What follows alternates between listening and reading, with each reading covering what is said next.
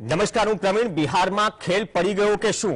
નેતાઓ અને રાજકીય પક્ષોનો પડે કે ન પડે, પરંતુ જનતાના મેન્ડેટનો પડી ગયો, જે 5 વર્ષે મેન્ડેટ આપતી હોય છે કોઈ પણ રાજકીય પક્ષને સત્તામાં બેસાડે છે અથવા તો વિપક્ષનો મેન્ડેટ આપે છે.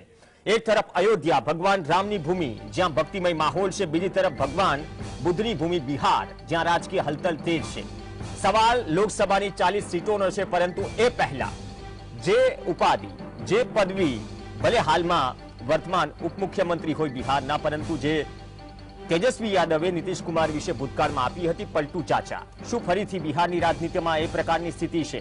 શું ફરીથી નીતિશ કુમાર આરજેડીની લાલટેન છોડીને ફરીથી કમર સાથે આવે છે અને ફરીથી શું મુખ્યમંત્રી બને છે? આજના કાર્યક્રમના દ્રશ્યો છે. એક તરફ ઇન્ડિયા ગઠબંધનની બેઠકો, બીજી તરફ ઇન્ડિયા ગઠબંધનમાં સંયોજક બનાવવા કે ન બનાવવા, ત્રીજી તરફ બેઠક વહેંચણીમાં નીતિશ કુમારને ગળે વાત ન ઉતરી બિહારમાં જે બેઠકો આરજેડી સામે અથવા તો કોંગ્રેસ સામે જે જેડીયુએ માંગી હતી. એ સિવાય લલ્લનસિંહના ચેપ્ટરથી માંડીને એ સવાલ એ પણ છે કે શું જેડીયુ તૂટી રહી છે? શું નીતિશ કુમાર ખુરશી બચાવી રહ્યા છે? શું નીતિશ કુમાર પાર્ટી બચાવી રહ્યા છે? કેમ કે ગઈકાલે મોડી રાતથી એ ચાહે જેપી નડ્ડા હોય, કેરળનો પ્રવાસ રદ કરે છે, અમિત શાહ હોય, મોડી રાત સુધી 90 મિનિટ સુધી બેઠકોનો ધમધમાટ ચાલ્યો. તેનાથી અંદાજો આવી ગયો, કેમ કે ત્યાં બિહારના ભાજપના અધ્યક્ષ પણ હતા અને બિહારના ભાજપના પ્રભારી પણ હતા. આ તમામ સાથે મેરેથોન બેઠક ચાલી અને આજ સવારથી જ્યારે આ ખેલ ચાલી રહ્યો છે, જ્યારે બંને તરફ પૂછાઈ રહ્યું છે, કેમ કે જીતન રામ માંઝીને પણ પૂછાયું, આરજેડી ના મનોજ ઝાને પણ પૂછાયું, કહ્યું કે કન્ફ્યુઝન ક્લિયર તો નીતિશ કુમારે કરવાનું છે. તો આ બધી જ વસ્તુઓ અથવા તો અટકળો કેમ ચાલી રહી છે? શું ફરીથી ઉથલપાથલના એંધાણ છે? શું ફરીથી બિહારમાં નીતિશ કુમાર કે જેડીયુ ખેલ પાડશે અથવા તો કેન્દ્ર સરકારમાં જે સત્તામાં છે ભાજપ ફરીથી શું ખેલ પાડશે? સુશીલ કુમાર મોદીના પણ તેવર થોડા બદલાઈ ગયા છે, કેમ કે અહીંયા પરિસ્થિતિ એ છે કે બિહારની રાજનીતિમાં 2015માં જ્યારે લાલુ અને નીતિશની જોડી સરકારમાં આવી, લાલુ જેલ ગયા, બાદમાં નીતિશ કુમારે આરજેડીનો સાથ છોડ્યો, ભાજપ સાથે સરકાર બનાવી. એ પછીના વિધાનસભા ચૂંટણીમાં જ્યારે નીતિશ કુમાર અને ભાજપ એક સાથે લડ્યા તો પરિસ્થિતિ એવી થઈ કે આંકડા અને કદ પ્રમાણે સીટોમાં નીતિશ કુમારની પાર્ટી વેતરાઈ ગઈ.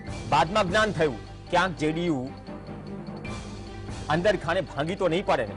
ફરીથી આરજેડી સાથે આવ્યા, મુખ્યમંત્રી બન્યા અને ફરીથી માત્ર 1.5 વર્ષમાં જ સ્થિતિ એવી છે કે ફરીથી ભાજપ સાથે જોડાણ કરી મુખ્યમંત્રી બની શકે છે નીતિશ કુમાર. તો બહુ મોટા ઉલટફેરના સંકેત છે. 40 સીટ લોકસભાની બિહારમાં અને 17 જેટલી સીટ લોકસભામાં નીતિશ કુમારે માંગી હતી, પરંતુ કંઈક બેઠક વહેંચણીમાં હજુ સુધી સમૂહ સૂત્રું ઉતર્યું નથી.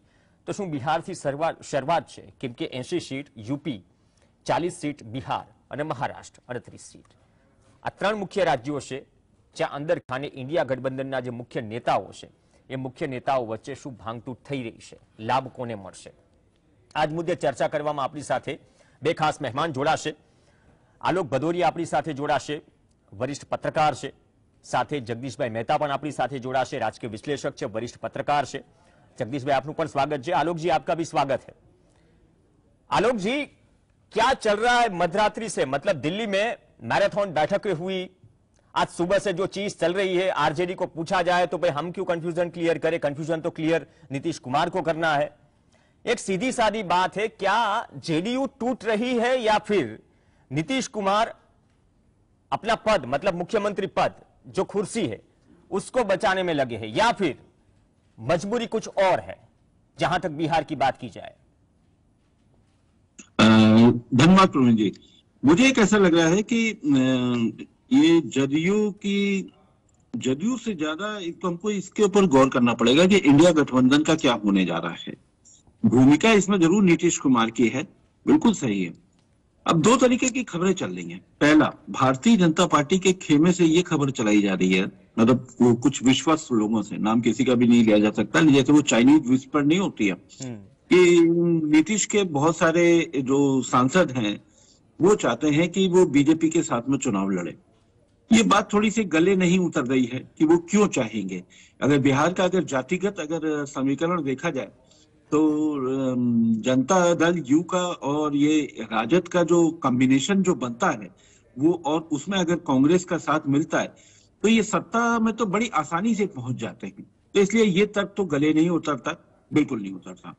अब दूसरा एक चीज ये चल रही है कि क्या नीतीश कुमार, ऐसे नौबत आ गई है कि क्या नीतीश कुमार अपनी पार्टी को बचाए रखने की छटपटाहट है उनमें। ये थोड़ा सा दिलचस्प एक आंकड़ा है। तार्किक तौर पे लॉजिकली तो मुझे नहीं समझ में आता कि वो भारतीय जनता पार्टी के वो साथ जाएंगे। हालांकि साथ जाएंगे इसकी वजह भी मैं बताऊंगा, भारतीय जनता के साथ क्यों नहीं जाएंगे, क्योंकि ये तय है कि वो मुख्यमंत्री पद पर लंबे समय तक नहीं रह सकते। प्रधानमंत्री नरेंद्र मोदी जी का जो तेवर है, जिस तरीके से वो भजनलाल को ले आए, मोहन यादव को ले आए, तो और शिवराज चौहान को हटा दिया, तो मुझे तो नहीं लगता कि वो नीतीश कुमार को अपने साथ में रखेंगे लंबे समय तक। पहला तो ये बात तो नीतीश कुमार एकदम अनुभवी नेता है, वो ये भी जानते हैं। यानी दूसरे शब्दों में अगर वो एनडीए में जाते हैं तो उनके लिए अधिकतम जो ऊंचाइयां है वो केवल मुख्यमंत्री पद की है। इसके उलट अगर हम लोग इंडिया गठबंधन की अगर बात करें तो उनके पास में 3 अवसर खुलते हैं अगर वो इसमें बने रहते हैं और सशक्त प्रदर्शन करते हैं। पहला प्रधानमंत्री, दूसरा उप प्रधानमंत्री, तीसरा गृह मंत्री। देश के 3 ही सशक्त होते हैं जिनमें वो जा सकते हैं, जिनकी संभावना बन सकती है अगर इंडिया गठबंधन सत्ता में आता है तो। लेकिन वो इसको छोड़कर उधर क्यों जा रहे हैं, ये बात बिल्कुल नहीं समझ में आ रही है। लेकिन इसके लिए हमको जाना पड़ेगा कि एक बार आप याद करिए, 29 दिसंबर को अचानक से उन्होंने ललन सिंह को हटाकर अपनी पार्टी की कमान अपने हाथ में ले ली थी। यानी अब जो 2-3 दिन से जो घटनाक्रम जो दिखाई दे रहा है, ये आप मान के चलिए कि ये 29 दिसंबर से चल रहा था। और 29 दिसंबर के बाद में इन्होंने किया क्या, अब यह देखिए, एक हफ्ते पहले, आज हम 26 की बात कर रहे हैं, मैं थोड़ा सा बैकग्राउंड पे जाना चाहूंगा। 20 तारीख को उन्होंने वो उसके 3 तेजस्वी जनता दल वाले के राजद के 3 मंत्रियों के विभाग बदल डाले अचानक, बिना बताए। तेजस्वी को भी नहीं पता था, सूचनाएं तो ये है। तो ये क्रम तो चल ही रहा है। और लेकिन ये एक चीज नहीं समझ में आ रही कि भारतीय जनता पार्टी क्यों लेना चाह रही है, ये बात तो समझ में आ रही है। लेकिन नीतीश कुमार ये कदम क्यों उठाना जा रहे हैं? क्या उनको ये खतरा था कि भारतीय जनता पार्टी महाराष्ट्र में शिवसेना की तरीके से जनता दल में दोफाड़ करवा देगी, या नीतीश कुमार को ये खतरा था कि राजद उनकी पार्टी के लोगों पर नजर टिकाए है, वो उनमें दोफाड़ करवा देगा? क्या ऐसी शंका थी? लेकिन अगर किसी भी तरीके की शंका थी तो आप ये मान करके चलिए कि जब पिछला विधानसभा चुनाव बिहार में हुआ था तो उसमें यह साफ साफ था कि नीतीश कुमार केंद्र की राजनीति करेंगे और कुछ समय के बाद में ये सत्ता इनके हाथ में आ जाएगी, तेजस्वी के हाथ में। ये बिल्कुल समीकरण बिल्कुल वाजिब समीकरण है। उसी दिशा में इंडिया गठबंधन बढ़ा भी, और अभी हुए ही कितने, मेरे ख्याल से अगस्त में हुआ, 1.5 साल के करीब हुआ है। अभी कोई वैसा 2015 में जब आरजेडी के साथ सरकार बनी थी तब भी कुछ ऐसे ही समीकरण थे। वो बात अलग है कि बिहार में जब लालू जेल में गए, बाद में थोड़ी बाजी पलट गई। तो ये सीएम वाला जो इश्यू है, आरजेडी का कैंडिडेट या फिर मतलब तेजस्वी यादव बने फिर या आरजेडी में से कोई बने, तो वो वाला भी मसला आप कहीं ना कहीं देखते हो ये पॉलिटिकल अपडेट में? नहीं, मैं उसको उस तरीके से नहीं देखना चाहता। मैं इसको केवल भारतीय जनता पार्टी के परिप्रेक्ष्य में देखना चाहता हूं कि नीतीश कुमार में जो भी हो रहा है, नीतीश कुमार केवल निमित्त मात्र है। जो सारा कुछ हो रहा है वो भाजपा के मुख्यालय पे हो रहा है। इस समय भाजपा के मुख्यालय पे 1 घंटे पहले बैठक चल रही थी। उस बैठक में नड्डा साहब थे, अमित शाह जी थे, और ये संतोष थे, प्रभारी है ना वो, बीएल संतोष भी थे वहां पे। तो ये यानी ये कमान वहां चल रही है। वहां क्यों चल रही है? देखिए, सबसे बड़ा खतरा ये आ रहा है कि अगर बिहार में अगर भारतीय जनता पार्टी के अपने कितने विधायक है, 17 एमपी हैं, अगर ये दोनों लोग, ये तीनों लोग, तीसरे में कांग्रेस को जोड़ लेते हैं, अगर ये तीनों मिलकर अगर चुनाव लड़ जाते हैं तो भारतीय जनता पार्टी के लिए सिंगल डिजिट से ऊपर तो जाना ही असंभव है। ओके, ये नंबर गेम को भी समझेंगे भदौरिया सर। हमारे साथ जगदीश जी है। जगदीश भाई, जे भदौरिया साहेबे बात करी कि आ छे ने 40 सीटनी नंबर गेम छे। અહીંયા પરિસ્થિતિ એ થાય કે એક તરફ ઇન્ડિયા ગઠબંધનમાં સંયોજક બનાવ્યા ન બનાવ્યા બીજા નંબરની વાત છે, પણ જ્યાં જે મજબૂત છે ત્યાં એ હિસાબથી સીટ માંગશે। શું એમાં સમૂહસૂત્રું નથી ઉતર્યું, અથવા તો ખરેખર શું નીતિશ કુમારની રાજનીતિ જો આ પ્રકારની પરિસ્થિતિ થાય, ફરીથી પલટી મારી જાય તો બિહાર સુધી જ સીમિત રહેશે? શું બંને તરફ મજબૂરી છે? पार्टी पण तूटता बचाववानी छे अने खुर्सी पण बचाववानी छे? પ્રવીણભાઈ, આજનો જે ઘટનાક્રમ છે, જેમ સાથી પેનલિસ્ટે કીધું ડિસેમ્બર મહિનાથી બધું ચાલતું હતું એ તો છોડીએ. આજનો જે ઘટનાક્રમ છે એમાં નીતિશ કુમાર પ્લસમાં છે, નહીં કે ભારતીય જનતા પાર્ટી. કારણ એવું છે કે હજી તમે 3-4 મહિના પહેલા જ્યારે નીતિશ કુમારને પલટુરામ સહિત કહેવામાં કશું જ ભારતીય જનતા પાર્ટીએ જગ જાહેર બાકી નહોતું રાખ્યું. અમિત શાહે અને સુશીલ મોદીએ આ બંનેએ જાહેરમાં કીધું હતું કે નીતિશ જેવા પલટુરામ માટે હવે એનડીએના દરવાજા બંધ થઈ ગયા. તમે વિચાર કરો, બીજા આરજેડી એટલે કે લાલુ યાદવનો પક્ષ હોય યા ચિરાગ પાસવાનનો પક્ષ હોય કે નીતિશ કુમાર કાંઈ કરે તો સમજી શકાય. અત્યારે રામ જન્મની એટલી મોટી લહેર, આજની વાત કરીએ તો આવતીકાલે કોઈ બીજી દુર્ઘટના કે સદઘટના બને તો જુદી વાત છે, પણ અત્યારે અયોધ્યાના રામ મંદિરની લહેર એટલી હદે પ્રબળ છે કે જો ભારતીય જનતા પાર્ટીએ આજે જે તડજોડ કરી છે, ગઠબંધન કર્યું છે અથવા તો નીતિશ સાથે સૈદ્ધાંતિક સમાધાન કર્યું છે, એ ન કર્યું હોત તો પણ ભારતીય જનતા પાર્ટીને બિહારમાં અનેક ગણી સારી આશા રાખી શકી હોત. આજે તો એણે એનું કદ ઘટાડ્યું. ભલે એ પોલિટિકલી વિશ્લેષકો કદાચિત એમ કહે છે કે જાતિગત રાજનીતિની દ્રષ્ટિએ જોઈએ તો મોદી સરકારનો કે ભારતીય જનતા પાર્ટીનો આ તથાકથિત માસ્ટર સ્ટ્રોક છે, પરંતુ એ માસ્ટર સ્ટ્રોક નથી.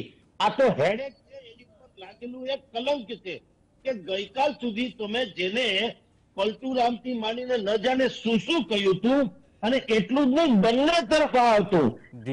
ભાઈ નીતિશ કુમારે પણ મરી જવું બેટર છે પણ હું એની સાથે નહીં જાઉં એની એટલે એનડીએમાં આટલી હદે બંને જાણે કટુતા ભર્યા શબ્દો વાપર્યા હતા. એ આજે સત્તા માટે શૈતાન સાથે પણ વાળું કરવા બેસવી તૈયાર થઈ ગયા છે. એટલે હવે પ્રજાના મનમાં એક કન્ફ્યુઝન પેદા થશે. કારણ કે અત્યાર સુધી બાકી બધું જ બરાબર છે, પણ રામ જન્મોત્સવ 25 થી વાત કરું તો નરેન્દ્ર મોદીની એક ઓર આભા અને ઓરા ઉત્પન્ન થઈ છે, અને લોકો એમ માને છે કે દેશના હિતમાં નરેન્દ્ર મોદીની જે રાજનીતિ છે એ ખરા અર્થમાં સારી છે અને એ આપણને રામ રાજ્ય તરફ દોરી જશે. આજે જે તથાકથિત ગઠબંધન કરવા જઈ રહ્યા છે તો એનાથી તો એને હંમેશા એનો રથ બે વેત નીચો હાલી જશે. કારણ કે હવે ક્યાંય કોઈ આદર્શની વાતો કરી કોઈ નીતિશ કુમારમાં તો સવાલ જ નથી આદર્શ માટે, કારણ કે એને તો પક્ષ પલટા તરીકે હંમેશા પંકાયેલા રહ્યા છે. ભારતીય જનતા પાર્ટીએ પણ અગાઉ અનેકો સમાધાન કર્યા છે, એમાં કોઈ સંશય નથી, પણ પરંતુ પર્ટિક્યુલરલી બિહારમાં અને નીતિશ કુમાર સાથે એની સાથેનું અત્યારનું સમાધાન તો પ્રજાને એટલે કે મતદારોને ગળે ન ઉતરે એવું સમાધાન છે. સુશીલ કુમાર મોદી કયા મોઢે જઈને બિહારમાં હવે એ પેડા ખાશે અથવા તો મીઠું મોઢું કરશે? અમિત શાહ કયા મોઢે જોઈને જાહેર સભામાં કહેશે કે ભારતીય જનતા પાર્ટી છે એનો એક ચોક્કસ પ્રકારનો આદર્શ છે અથવા તો નિયમ છે કે એજન્ડા છે? હવે એ વાત પૂરી થઈ ગઈ, ધાર નીકળી ગઈ. બધા સમજી જાય છે કે તમે ગઈકાલે જે કહો છો આજે તમે ફરી શકો છો. ને સુશીલ કુમાર મોદીએ ફરી બતાવ્યું, એને કીધું કે હા અમે ભૂતકાળમાં કીધું જ તું કે નીતિશ કુમાર માટે એનડીએના દરવાજા બંધ છે, પરંતુ આજે હું કહું છું કે રાજનીતિ એ તો સંભવિતતાનો અને શક્યતાઓનો ખેલ છે. એમાં જેમ દરવાજા બંધ હોય તો દરવાજા ખુલી પણ શકે. આ વાત હવેની કોઈને ગળે ઉતરે એવું નથી, એટલે બે કદ એને ઘટાડ્યું ભારતીય જનતા પાર્ટીએ. પ્રવીણભાઈ, ઓકે, તમે બહુ સારી વાત કરી, કેમ કે સત્તાનો કે ખુરશી બચાવવાનો સવાલ હોય તો પછી અહીંયા ઘણા બધા નેતાઓ હતા કે અંગૂઠો કાપી નાખું, પરંતુ આ બટન નહીં દબાવું, મંત્રી પણ બની ગયા અને બાકી બધું જનતા જાણે છે. પણ આલોકજી, जैसे जगदीश जी ने कहा कि जनता को ये बात गले उतरेगी कि नहीं उतरेगी, पॉलिटिक्स की बात करें, बिहार की बात करें, बिहार के संदर्भ में बिहार की जनता की बात करें, पॉलिटिकली काफी अवेयर है. जब लास्ट असेंबली इलेक्शन था, एक तरफ सिर्फ तेजस्वी थे और सीपीआई माले को जोड़ दिया, कांग्रेस को जोड़ दिया, बजट से अधिक सीटें कांग्रेस को दे दी, फिर भी सिंगल लार्जेस्ट पार्टी आरजेडी बनी. तो ये चीज मुद्दे वहां बहुत मायने रखते हैं. तो इस बार क्या ये भनक लग चुकी है कि बिहार या यूपी में अगर हम 400 की बात करते हैं, लेकिन 303 को भी अगर हमें मैच करना है, मतलब परसेप्शन बनाने अलग बात है, लेकिन उसको भी बनाए रखना है, तो ये सब चीजें करनी होगी या फिर ये जरूरत पड़ेगी क्या? ऐसी जो चैलेंजेस है उसको ही निपटाएंगी बीजेपी आने वाले 1-1.5 महीने में, ये महाराष्ट्र हो, यूपी हो या फिर बिहार हो? देखिए, अगर भारतीय जनता पार्टी के दो शीर्षस्थ नेता के हिसाब से, अगर रणनीति के हिसाब से देखा जाए तो एक ही तरीके से चल रहे हैं। जो उन्होंने महाराष्ट्र में करके दिखा दिया, इसी तरीके का उन्होंने वहां पे, आप याद करिए, बंगाल में भी किया था। बंगाल के भी कई नेताओं को वो अपनी पार्टी में ले आए थे। बंगाल में अभी अगर देखा जाए तो भारतीय जनता पार्टी के पास में कद्दावर नेता नहीं थे। जब पहले मुकुल रॉय कहलाए थे, फिर शुभेंदु अधिकारी को ले आए थे, इसी तरीके से कई सारे नेताओं को ले आए थे। वो यही काम करते भी हैं। एक तो ये पहला काम करते हैं कि कॉर्पोरेट स्टाइल में मजबूत कैंडिडेट है तो उसको हायर कर लो, जैसे एचआर डिपार्टमेंट का काम होता है ना, मार्केट का मौजूद टैलेंट, जो बेस्ट टैलेंट है उसको हायर कर लो। तो उसे एक तो बीजेपी इस तरीके से करती है। आपने जो बात कही है मैं उस बात से सहमत हूँ, और जो आपके जो मेरे साथी पैनलिस्ट ने कही मैं उस बात से भी सहमत हूँ कि सुशील मोदी ने जरूर कहा है कि दरवाजा हमेशा परमानेंट कुछ बंद नहीं होता, खुलता भी रहता है। एक तो ये है उन्होंने, लेकिन एक चीज और भी कही है, भारतीय जनता पार्टी के कार्यकर्ता पिछले बार भी गठबंधन के लिए तैयार नहीं थे और इस बार भी तैयार नहीं है। सुशील मोदी के दोनों चीजों को एक साथ देखना चाहिए, यानी वो दोनों तरफ गुंजाइश बना करके छोड़ रहे हैं, जैसा कि राजनीति में होता है। लेकिन सबसे प्रमुख ये है कि भारतीय जनता पार्टी के 400 की बातें तो छोड़ दीजिए, वो तो कार्यकर्ताओं को समझाने के लिए है। मुख्य बात यह है कि वो 303 के आंकड़े को कैसे बरकरार रख सकते हैं।